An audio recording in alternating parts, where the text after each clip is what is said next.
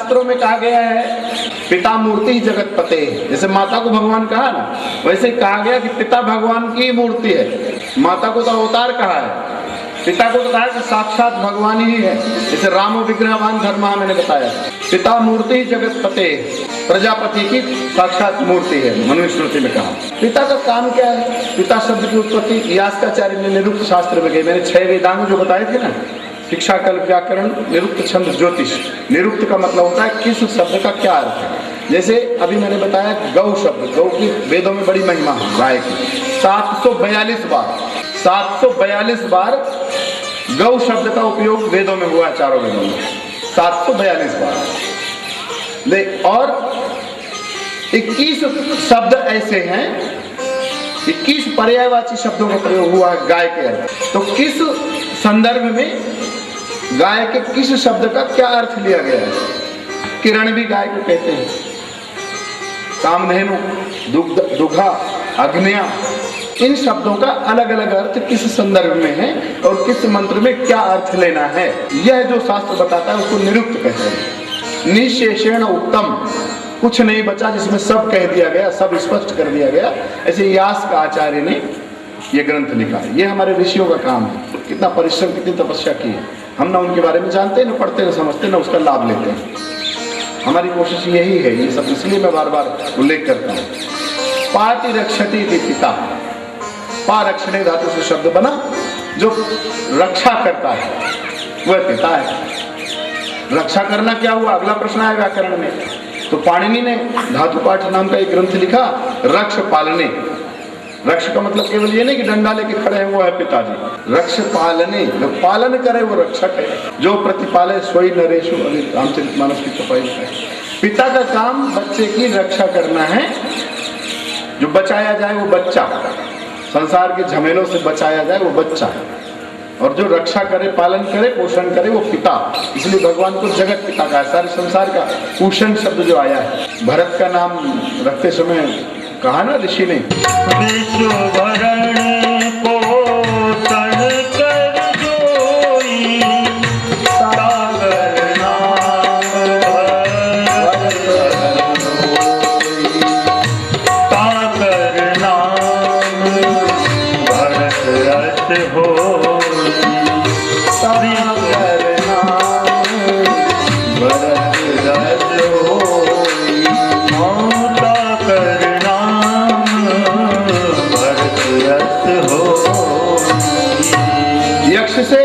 यक्ष ने युधिष्ठिर से पूछा, धन के देवता है और ये माना जाता है यक्ष माने विशाल काय पुरुष, बहुत विशाल काय। विशाल काय पुरुष प्रकट हुए और जब पानी लेने युधिष्ठिर पहुंचे तो बहुत सारे प्रश्न उन्होंने पूछे कि कौन मां से भारी है और कौन पिता से बड़ा है। काश्वित गुरुतरा भूमे किमस्वित उच्चतरम चखात, खा माने आकाश। खग इसीलिए बोलते हैं पक्षियों को, जो आकाश में विचरण करे वो खग। खे गच्छन्ति, आकाश में चले वो खग। तो खा माने आकाश। भूमि से भारी कौन है, गौरवमयी कौन है, धैर्यवान कौन है, पृथ्वी से भी ज्यादा सहनशील और आकाश से भी बड़ा दिल वाला उदार कौन है। हजारों गलतियां करें बच्चे, माँ भूमि से भारी है और पिता आकाश से बड़े हैं। माता गुरुतरा भूमे पिता चोच्चतरम चखात। पिता धर्म, पिता स्वर्ग, पिता ही परमं तपा, पितरि प्रीति मापन्ने सर्वा प्रियंति देवता। पिता ही धर्म कर्म है, पिता ही स्वर्ग है, पिता ही देवता है। यदि पिता प्रसन्न रहते हैं तो सभी देवता उस पर प्रसन्न हो जाते हैं। महाभारत में कहा है सर्वतीर्थमयी माता सर्वदेवमयः पिता मातरम पितरम तस्मात् सर्व यत्नेन पूजये। ये निष्कर्ष बता दिया। माता सब तीर्थों का रूप है और पिता सब देवताओं का स्वरूप है। इसलिए सब प्रकार से प्रयत्न करके माता पिता की पूजा करनी चाहिए। भाई ये समझने की बात है, खतरनाक बात आगे, पूजा करनी चाहिए। ऐसा नहीं कि सवेरे से नहाया धोया और उन्हें जबरदस्ती उठा के ब्रह्म मुहूर्त में 4 बजे बूढ़ों को, बुजुर्गों को और घसीट के बैठाया, बोले यहाँ ठंड में बैठो। अब उनको ठंड लग रही है और आप फजर का आरती उतार रहे हैं, परिक्रमा कर रहे हैं, अगरबत्ती लगा रहे हैं और मंत्र पढ़ रहे हैं, गम गणपतये नमः, और पिताजी और माताजी की पूजा हो गई और निकल गए अपना ये पूजा नहीं है। पूजा का मतलब होता है सत्कार करना, सम्मान करना, उनका ध्यान रखना, टेक केयर, पालन पोषण। जैसा उनने आपका किया है वैसा उनका पालन पोषण करना, उनकी बात सुनना, उनकी बातों पर ध्यान देना। सबसे बड़ी सेवा यही है। मैंने कहा था ना कल, किसी बुजुर्ग से अगर उसकी कुशल क्षेम भर आप 2-3 बार पूछ लो सुबह शाम, तो फिर ज्यादा खतरा नहीं है, वो असंतुष्ट नहीं रहते। फिर आपकी तारीफ हो गई, अच्छी बहू आई। प्रयास ये कि माता पिता को पर्याप्त तवज्जो देना, उनकी बात पर ध्यान देना, उनकी जरूरतों को पूरा करना, ये उनकी पूजा है। क्योंकि यदि ये नहीं करेंगे ना तो सबकी तो दुर्गति वही होना है। फिर इसमें एक साफ सुथरी छुपी हुई बात, एक दृष्टांत भी सबने पढ़ा सुना है कि एक बहू आई, सासू माता की बड़ी आज्ञाकारी थी, माँ ने समझा के भेजा था कि सासू माता की पूरी बात मानना, इसमें तुमको परेशान न करें। तो विनम्रता से, लेकिन समझदार से पढ़ी लिखी थी, तो समझदारी से समस्या को टैकल करती थी। तो माँ, जो सासू माँ थी, वो अपने सास की देखभाल अच्छे से नहीं करती थी। संयुक्त परिवार जो रहते थे पुराने जमाने में, तो वो उसको उसी ढंग से, वो ऐसे साफ सुथरा नहीं कहते थे कि जैसा तुम इनके साथ कर रहे हो वैसा मैं करूँगी। वो ये कहते थे कि पुराने कपड़े रख लेते हैं, आगे काम आएंगे, और ये पुराना बर्तन रख लेते हैं, काम आएंगे आगे। तो उनको समझ में कन्वे कर दिया उसने किसी तरह कि जो तुम इनके साथ कर रही हो वही मैं तुम्हारे साथ करूँगी, क्योंकि महाजनों इन गताह सा पंथा, बड़े बुजुर्ग जिस रास्ते पर चले वही रास्ता सही माना गया है। तो इस ढंग से भी समस्याओं को टैकल किया जा सकता है, सुलझाया जा सकता है। कुछ एक परिभाषा पिता और पुत्र के संबंध में और आई है, संक्षेप में बात करूंगा। पुत्र का महत्व बताया गया है। पिता तो हो गए जो पालन और रक्षण करें, पुत्र का क्या कर्तव्य है? पुत्र कौन है? पुण्यम नरकात् त्रायते इति पुत्रः, जो नरक से पिता को जाने से रोके बचाए वो पुत्र है। नरक से जाने से कैसे बचाएगा? एक गृहस्थ के जितने कर्तव्य होते हैं वो बहुत विशाल और विस्तृत है। वो एक जीवन में अगर पिता पूरा नहीं कर पाया किसी कारण से, गरीबी हुई, आर्थिक संपन्नता नहीं हुई, या उतने साधन सुविधा नहीं हो पाई, या किसी कारण से परेशान हुआ, नहीं कर पाया, तो पुत्र को पिता का ही अंश माना गया है और अगला अवतार माना गया है। फोटोकॉपी जिसको कहते हैं, फोटोकॉपी माता पिता, पीढ़ी को आगे बढ़ाने वाला। तो वो पुत्र पिता और माता के उन बचे हुए कर्तव्यों को पूरा करेगा और उनको नरक से बचाएगा। कुछ 2-3 कहानियां आपके ध्यान में हैं। एक यम और नचिकेता का जो संवाद पिछली बार मैंने विस्तार से कहा था, मेरी DVD में है। 2 दिन कथा हुई थी। नचिकेता ने पिता को रोका कि तुम बूढ़ी गाय दान में मत दो, तो बूढ़ी गाय दान देने में नरक को जाते हैं। छोटा बच्चा पिता की रक्षा कर रहा है। उसके सामने एक उदाहरण था, एक आपने नाम सुना हो, राजा नृग थे।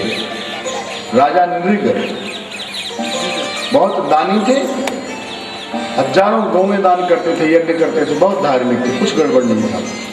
धोखे से एक बूढ़ी गाय दान हो गई, तो मरने के बाद जब हिसाब किताब का वक्त आया तो ये निर्णय निकला कंप्यूटर से कि कुछ 1-2 पल के लिए नरक जाना पड़ेगा, बाकी फुल टाइम स्वर्ग लौट किया जाता है। तो अब ये पूछा गया कि भाई स्वर्ग पहले जाना है कि नरक पहले जाना है? तो राजा थे, समझदार थे, बोले दुख थोड़ा सा है उसको पहले निपटा लेते हैं, फिर परमानेंट वहीं रहेंगे। तो उन्होंने नरक पहले मांग लिया, तो नरक गिरगिट के रूप में नरक भेज दिया गया। गिरगिट के रूप में नरक भेजा तो वहाँ छोटे मोटे कीड़े मकोड़े खाने लगे, तो और पाप बढ़ गया, और पाप बढ़ गया, एक श्रृंखला बन गई। तो नरक से कभी निकल ही नहीं पाए। 99% जो कमाया था स्वर्ग का वो बचा ही रह गया। छोटी सी गलती से पूरा जीवन नरक में सड़ गए। ये उदाहरण नृग राजा का बच्चे के ध्यान में रहा होगा। उन्होंने अपने नचिकेता ने अपने पिता को, उद्दालक अरुणी को रोका बूढ़ी गाय दान करने से। ये होता है पुत्र का भी धर्म, कि अगर पिता भी गलती करे। इसी उपनिषद में, इसी उपदेश में आगे आया है, एक ही चास्मत श्रेयांसो तानी तो उपास्यानी। हमारे आचरण में, क्योंकि माता पिता और गुरु के आचरण से भी शिष्य ग्रहण करता है। तुम लाख समझाओ कि ऐसा मत करना, लेकिन अगर तुम करते हो तो वो अपने आप करने लगेगा। उतनी समझदारी उसमें भी आ जाएगी जो आप में है, कि भले आराम से बैठे हैं घर में, लेकिन फोन पर बुलवा देते हैं कि नहीं है, गए हैं। तो वो बच्चे भी समझदारी उनमें भी आ जाती है कि हम भी समझदार बनेंगे पापा जी जैसे। तो संस्कार आचरण से ज्यादा आते हैं।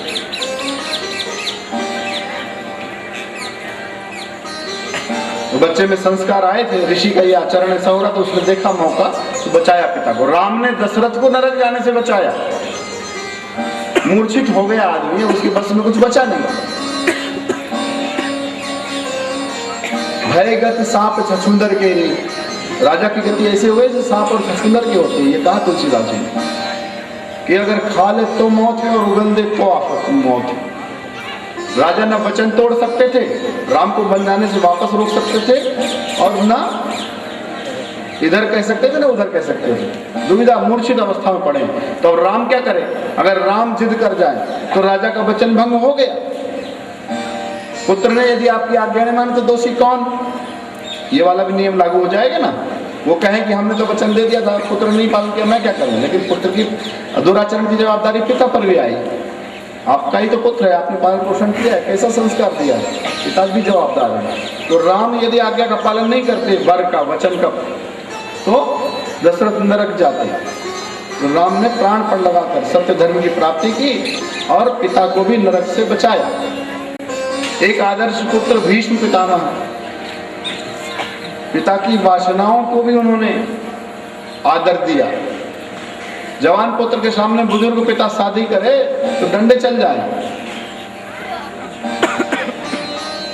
बूढ़े का दिमाग खराब हो गया है, बहुत सारी चीजें।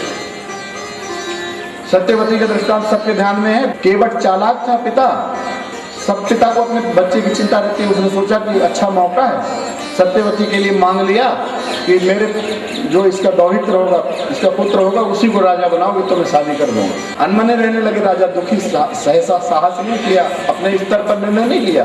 पुत्र का मोह भी था, राज्य का डर भी था, प्रजा का सामाजिक भय भी था कि ये बुढ़ापे में अपने इश्क के चक्कर में बच्चे के साथ अत्याचार कर रहे हैं। तो भीष्म ने मंत्रियों से पूछताछ करके पता लगाया कि राजा क्यों दुखी रहते हैं।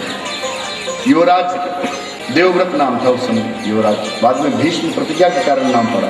गए जंगल में, अपने पिता को कुछ नहीं बताया और जाकर के अपनी तरफ से प्रतिज्ञा कर दी और वचन दे दिया कि मैं वचन देता हूँ, गंगा पुत्र हूँ और गंगा का जल उठाकर वचन देता हूँ कि मैं राजगद्दी ग्रहण नहीं करूँगा।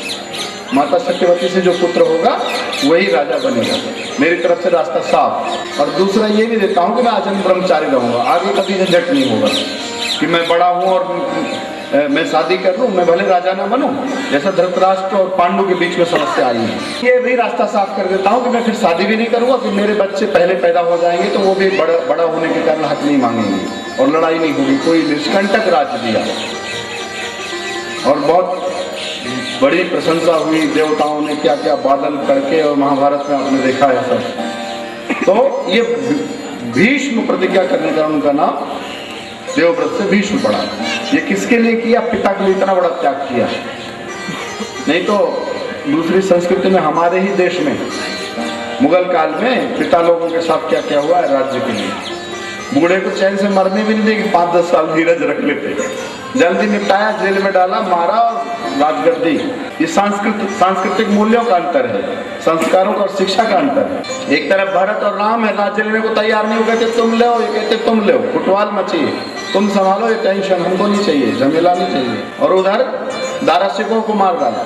ये उपनिषद जो मैं बात की चर्चा करता हूँ, दारासिकों ही समझ पाया था और अरबी में अनुवाद किया था उसने। दीवाना था दारासिकों उपनिषद का, उपनिषद पढ़ता था। इतना सुंदर संयोग बनता यदि दारासिकों सम्राट हुआ होता, यदि दारासिकों औरंगजेब के स्थान पर सम्राट होता इस देश का, तो क्या अच्छा नहीं हुआ होता।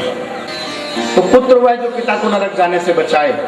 ऐसे बहुत से अच्छे पुत्र हुए हैं, बहुत से अच्छे पिता भी हुए हैं। माता पिता करने वाले बहुत से पुत्रों का उदाहरण है श्रवण कुमार, नाम ही बन गया है। कोई बच्चा अगर माता पिता की देखभाल करे तो दूसरे आसपास वाले श्रवण कुमार नाम ही रख देते हैं। कितना अपना जीवन दांव पर लगाया, कितनी तपस्या की। श्रवण कुमार नहीं भी बन पाए तो कोई दिक्कत नहीं है, लेकिन कम से कम मिनिमम जितना हो जरूरी है उतना तो करते रहना ही चाहिए, नहीं तो आगे दुर्गति अपनी भी होना है।